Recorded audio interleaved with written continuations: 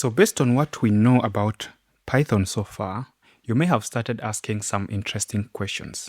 For example, in the last section, I showed you how to calculate the grade of a student, how to show the grade of a student based on some rules that have been given. But now, you may have started asking, what if I have 1,000 students? Am I going to do this the same way? Now, there's a solution to that, and it's called loops and iterations. So in this section, we are going to discuss loops. And we are specifically going to discuss two types of loops. The first type is called a while loop. So there is a while loop, and there's also another loop called a for loop. So these two types of loops are going to be very important when you are executing repetitive code. The first one is going to be the while loop. If you remember, there's a place where we actually discussed logical operations where we are going to test if something is true or false. Now, while loop usually leverages on this, and this is how it's going to work. Let's say, for example, you are in a room, and this room has a capacity. So this room has a capacity of 200 people.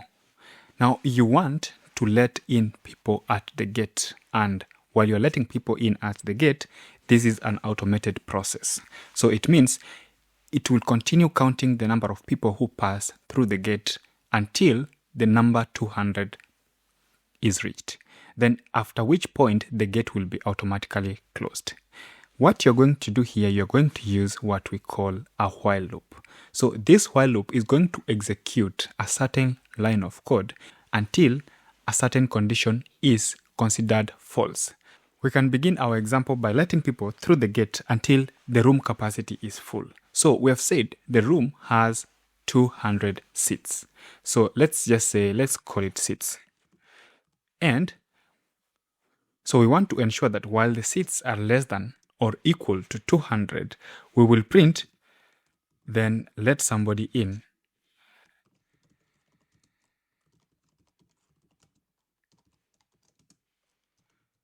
But immediately we reach the target, we are going to stop.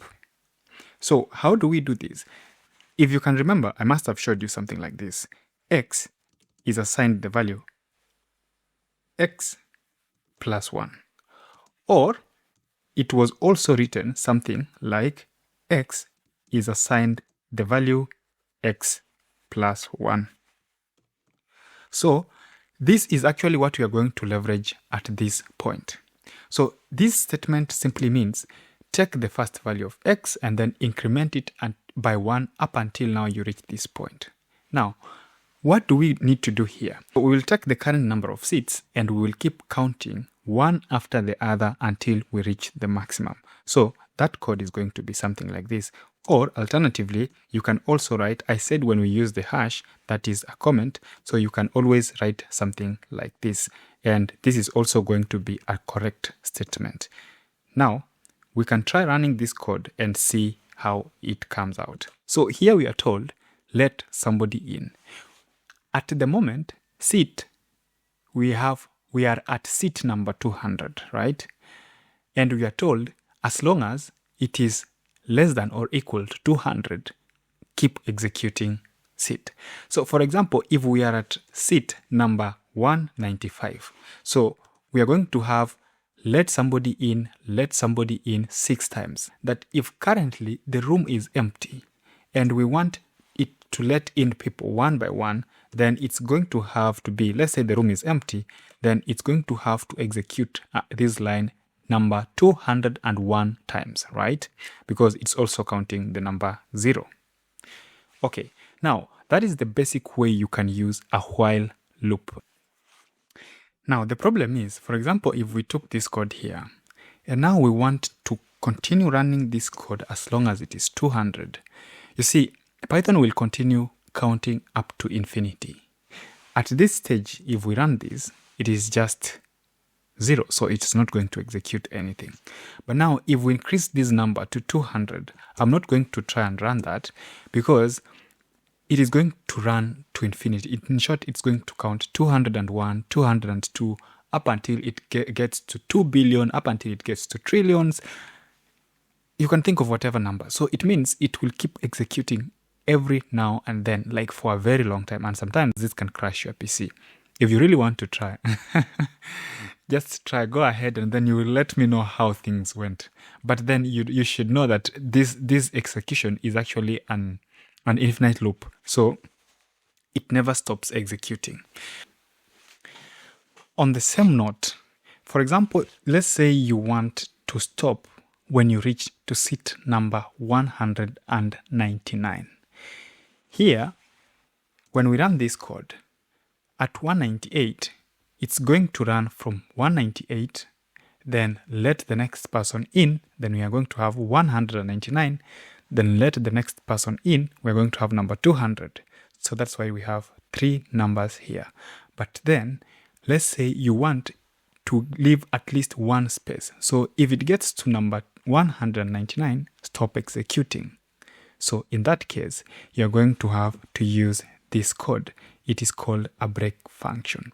So the break function simply gets to a point where it has been designated. If seats get up to number 199, then you're going to stop executing the while loop. So if we run this, if you can notice, these are just 3, but now if you run this, we're going to have 2. So it simply means it gave out the ticket at number 198 and at number 199. So that is the simplest way how you're going to execute the while loop.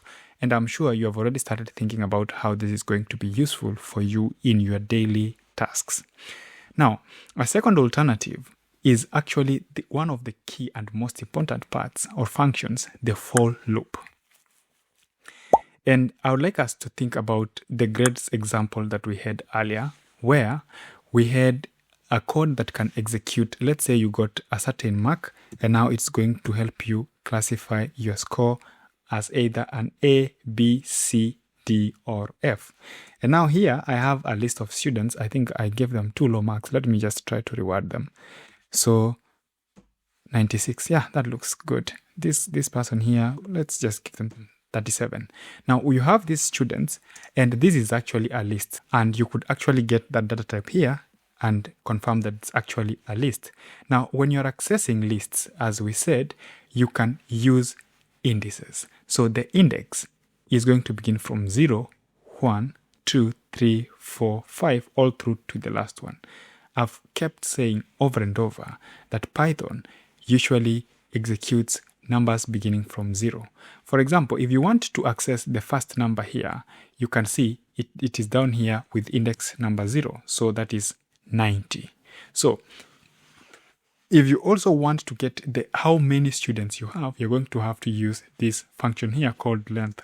So if the data type is a list, you can use the len function, and you don't need to memorize this. These are things that will come naturally, so you don't need to worry. That you can use the len function to see how many students we have. So in this case, it is 10. So what we want Python to do is to traverse through this list, one student after the other. So when it traverses through the list, after you have gotten the student grade for each individual here, you're going to have to check whether this student gets grade A, B, C, D, or F. Right? So you won't need to write an if-else statement every other time. So what do we do? So we are going to pass this variable called student grades, and then we are going to iterate. Here we have used an I. You could also use something like maybe a J. Like it is a random variable, a name, anything. You can even call grade, right? But now, whatever value you use here is what you're going to use here also. So in this case, just to keep it simple, I'll use an I. So for I in students, so I can be 1, 2. So for I, it will begin from the first one, 0. So for I, which is 0 here at 90, check what is the grade. When I is maybe 1, check here is 15. Then whatever grade you get, output. So it is going to check each, assign a grade, and output the grade because we have told it to print. Now, when we run this, each student is going to be awarded a grade. So you can see here A, F, D, F, F, And these grades are actually what we have here. We can use that, for example, we just use the first and the last one. The first one is 90, the last one is 80. This is an A, this is a B. So if we come here, we'll check this is an A, this is a B, right? But then sometimes you only want to stop when you get to a certain point. So we have all these students, but I want to stop at a point where I reach a student with a certain amount of marks. Let's say up to this student who has a mark of 25. So I will output the value of I until I get to this point. So what I've tried to do here is actually not assign the grades, but now that you know how to assign the grades, you can actually do that as a self-pacing exercise. So I'll try to output the marks up until I get to this mark here. Then once I execute this, because I've assigned this to 25, I will stop. So I can try running that. You can see now the first person got 90, 15, 64, 25. If I wanted to stop at 37, I will simply come here and change to 37. And you can see here, this is an equal sign. This is an assignment operator. So we have said this is a variable, right? But then we say when I is equal to 37, so it will check, do we have values equal to 37 here? Then when it gets to that, it is going to stop executing. But then what if we have a 37 here? So if we have a 37 there, you see it is going to stop at the first 37. So you also need to be aware of such kind of things, and you need to know how Python is actually dealing with your data. That is all about while loops and for loops. And now we can proceed to the next and most interesting part of this Python course called data structures.